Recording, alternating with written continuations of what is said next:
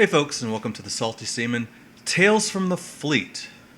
We're now going to get into my first 3 or 4 months on the ship in the actual fleet. As I left off, I was getting back for our first Liberty port I flew into from which was Singapore, from Yokosuka, and woke up my first morning to my first quarters. I assume I followed someone there. Someone said, "Hey, new guy, come this way." I remember it was foul weather, so we went, or probably because sea and anchor was going on, we had our foul weather quarters were, which is in the P-way right outside the captain's office where I'd be working. This is the first time I'd seen my supposed sponsor, Brett, since first day. And I think I might have seen him in passing here and there. I'm pretty sure this was. And another thing, him not being my sponsor, he didn't work in the captain's office where I was going to work. He was the deck yeoman.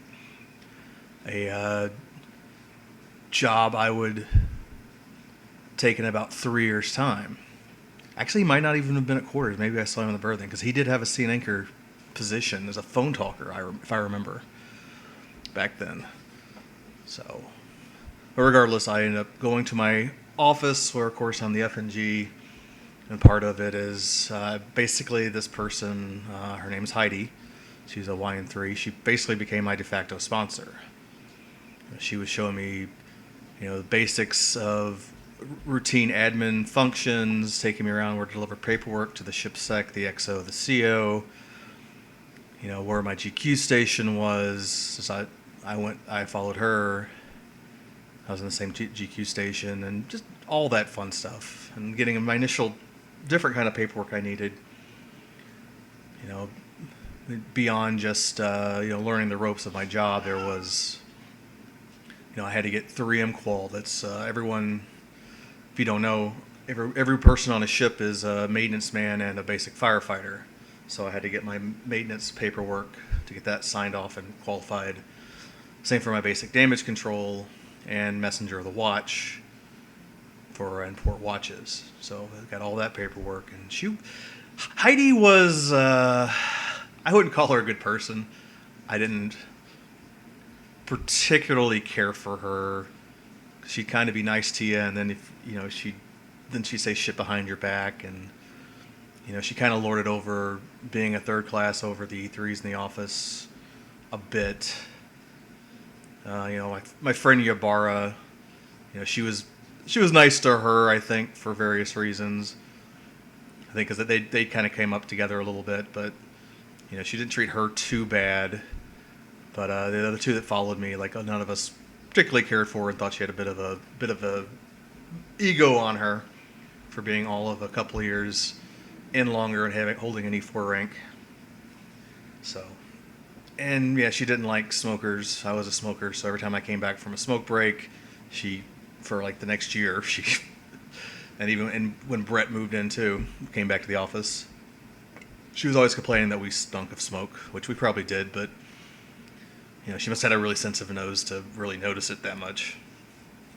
But anyway, so that was 8 days of learning the ropes of my job.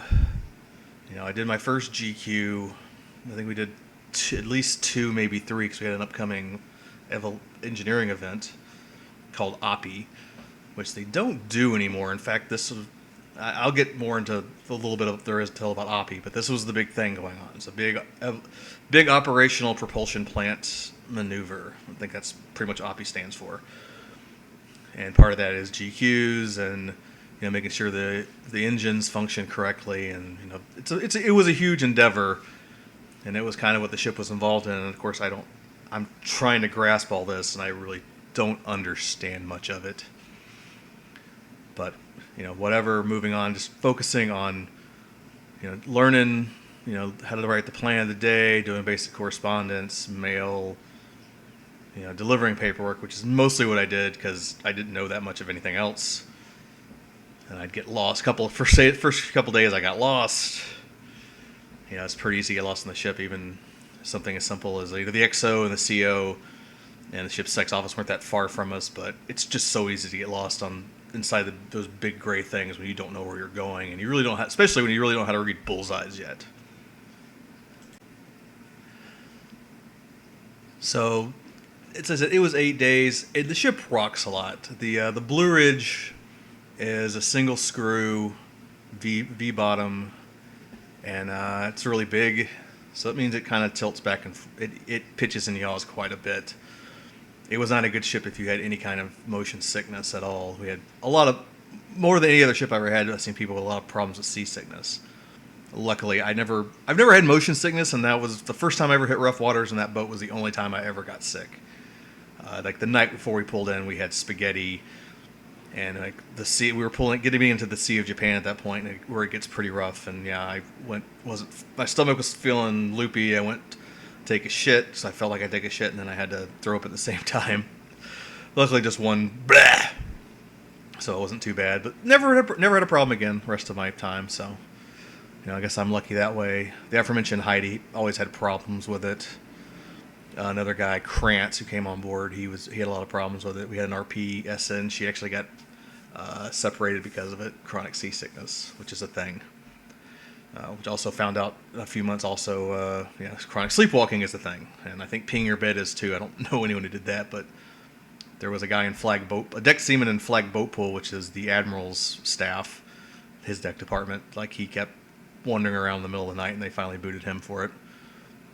Just so if you don't know how a flagship works, you have the ship's company, which is the people that run the ship, and since it's the Admiral's boat, it's his flagship, he has a staff, they have their own admin, their own ops, their own deck department, just for the Admiral's little boat and his spaces and whatnot. So, kind of learning all that stuff. We had command PT on the main deck during underway. Fairly interesting. It's the only ship I've ever known that did command PT. Like, everywhere else I went, it was kind of by department, if they ever did anything. So that was fun. And it's a nice little 8 days just to kind of get used to the life. Like, you kind of feel like by the end of it, you're just kind of staring holes in the wall, almost a 50-yard stare, because you're just not used to it. And you're just trying to, just getting by, learning, trying not to be a shitbag your first fucking weekend. I think I did okay on that respect, and I probably had a lot of mulligans too, just because I was just so new and had no idea what was going on. And then we pulled back in, but we weren't there for long. I think we did a few more trials, and then for 2 months later, we pulled out for the OPI thing. But slightly getting ahead of myself here. So the rest of my office was, I've mentioned before, a Wynwen Lee, who was our LPO for the captain's office. She was not the LPO for X1 division, which is what I was in. That was an LN1 Kime, a coughing, nervous legalman who just, he had a persistent, just nagging cough, which just everyone's imitation of him was that. And we never saw him past quarters. He just hang out in the legal office. We had Wynwen Lee. We had a Gap Chief's billet in that office forever. So she'd basically been acting LCPO, Assistant Ship Sec. And yeah, she was a bit overbearing. I don't think most of the division just didn't care for her and her little ways and her just passive-aggressive bullshit at times. And she was fond of keeping everyone late for no other reason other than she didn't like seeing the office leave at 1600 at normal knockoff time. She wanted to give the impression we were hard at work, so she'd usually keep us 1620, 1630, whether or not we had anything pressing to work on. That was just her. There was a YN3, say her name was Angela. She was pretty cool. She did give me a counseling chip for some bullshit once, but she was pretty cool. Mentioned Yabara. She was actually the career counselor yeoman at the time, but she would come and hang out a lot. She was friends with Angela and Heidi.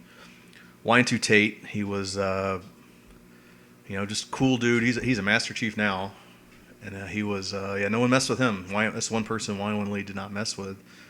Well, she didn't mess much with Yabara for reasons I found out many years later on Facebook or in chat from her, that she basically had some good dirt on her. So that was fun to find out.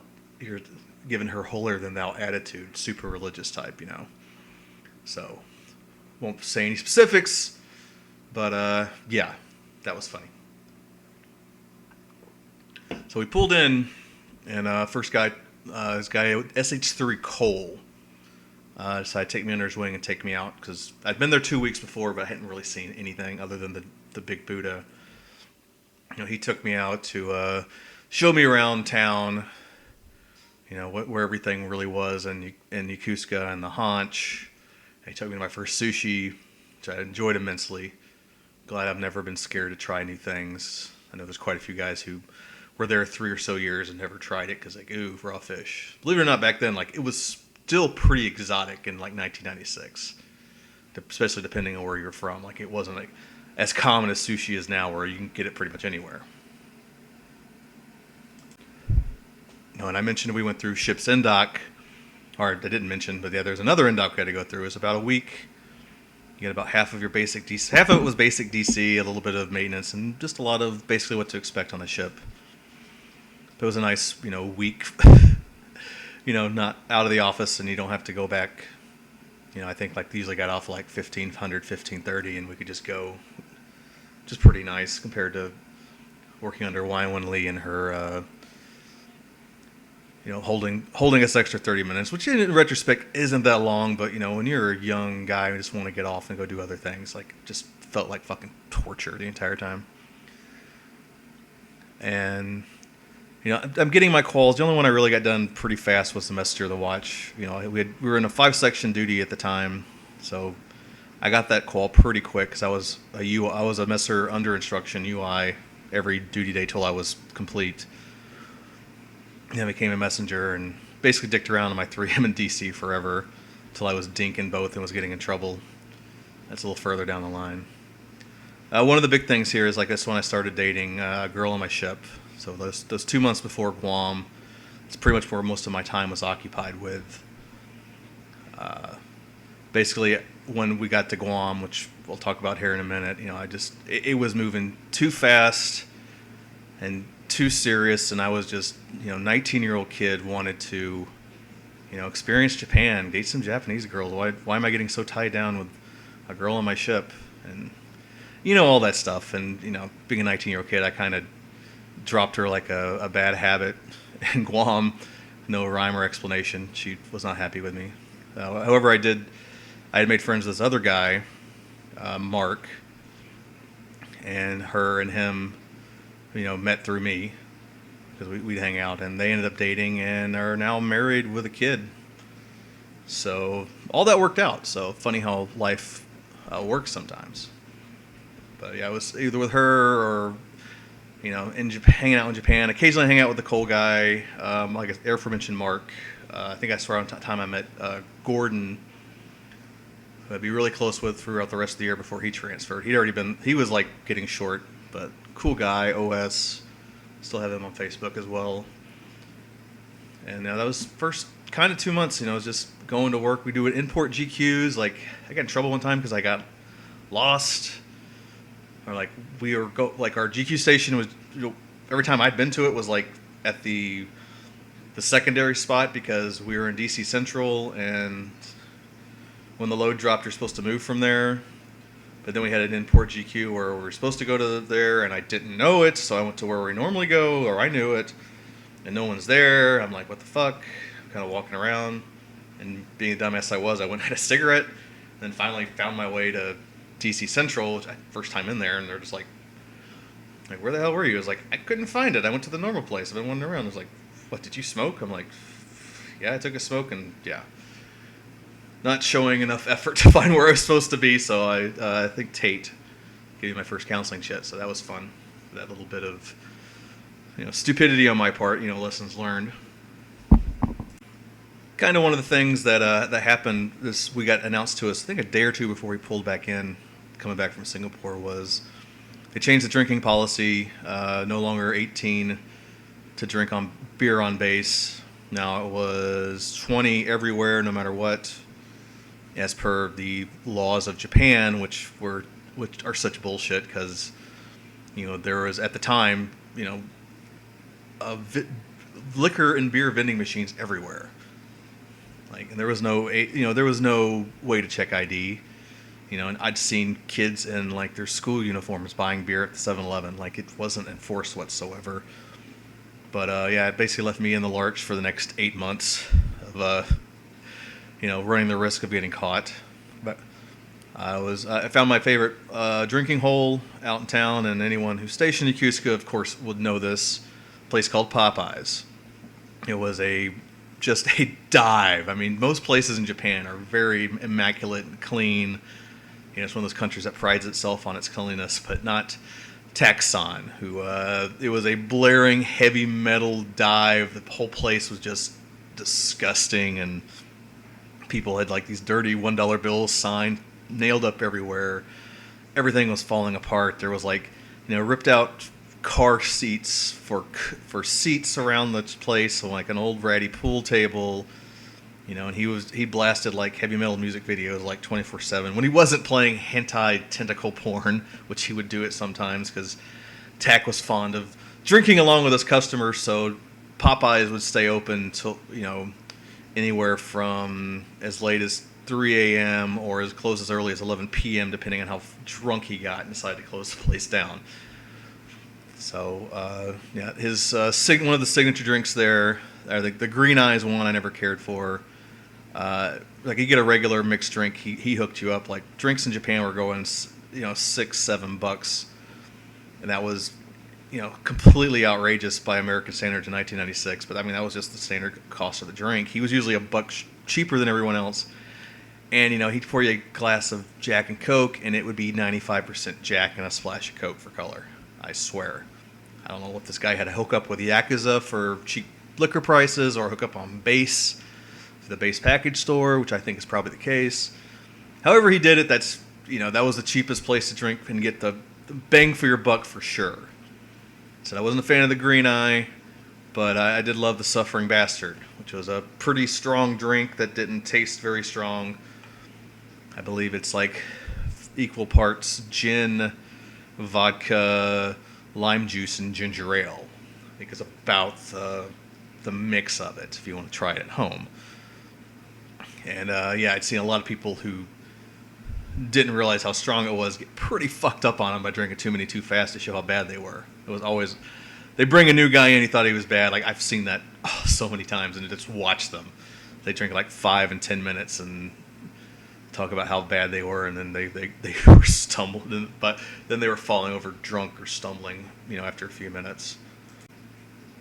On the ship side of things, 2 new guys came in the office after me. I didn't know them. We'd all been through Yeoman A school. I guess they were a couple classes behind me. A guy named Krantz. This butterball, but with a bodybuilder, also build like Kentucky dude. He was just, sorry if you're listening to Krantz, but he's one of the dumbest people I ever met. Just cheerful. He was a chipper guy, and he could take a joke, and just that accent, and he'd do the Ric Flair, woo, like everywhere. What you gonna do, dog? It's something me and my friend Brett quote to this day, and going showing off his arm. Look at these guns, dog, woo. And 2 stories about him I always remember. When he was new, and they're trying to give him like the simplest project in the world to do, just copying. They gave him an example of an address format to type up like address labels with. It's like they gave him like a list of like 50 addresses to send out these invitations for. They say, do it like this example. And he typed the example 50 times. Well, I didn't like the example, dog. It's like, dude, seriously, what the fuck is wrong with you? What do you think this list was for? I don't know. And one time he went up to strip and wax the tile in the shipsec's office. It's a Blue Ridge flagship. They're very big on cleanliness. You spend a lot of time stripping and waxing and buffing the decks and cleaning and cleaning and cleaning. LCC 19, let's continue cleaning. And I didn't know how to do it, but didn't ask anybody, like, hey, how the hell do you strip a deck? How do you wax it? He just poured some stripper and hot water into a Cadillac, aka a mop bucket, and tossed it in the shipsec's office and just walked away. And was going to come back later when it was all stripped up, I guess, instead of getting on his hands and knees and scrubbing it, as anyone would have told him he'd have to do. And of course, there's a ton of water, a stripper in it, and its shipsec's was a non-watertight door. It was a regular door, and it had a crack in it, and the ship was moving, and the water started splashing out. The QMs owned the space outside the ship's sex office, and they had a very beautiful, you know, deck going up to the captain's cabin. It was always super shiny. Now there's some stripper water just fucking their deck up, and they call us, and we're like looking for Krantz. We don't even know where the fuck he's at. Oh, that was fucking funny. And another guy, Hall. Hall was funny. I liked Hall. Okay, he was definitely weird and super. I remember him being super fucking cheap, but he was an alright guy. And tell you that just in prep, and then after a couple of months, so that all that was going on, you know, we get back underway. We're getting ready to start this Oppie thing, and we pull into Guam first. This is one of the craziest stories of. I said I'm brand fucking new. I think I may have just hit it too.